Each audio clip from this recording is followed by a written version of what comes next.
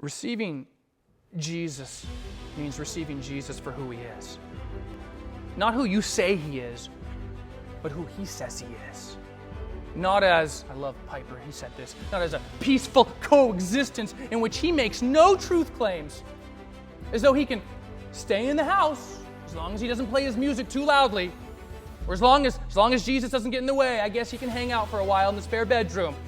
And the reason that I want to qualify that is because people do that today, just as they did in Luke's gospel.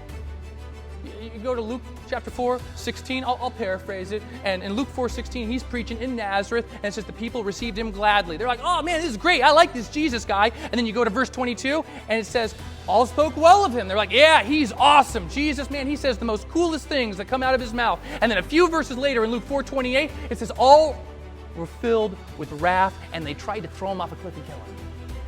See, they were happy to receive him while his words were pleasing. But the second that Jesus said something they didn't like, they rejected him. So how do I know if God is my Father?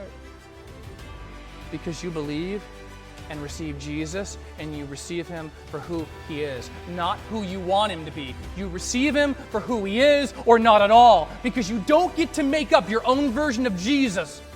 He won't let you do that.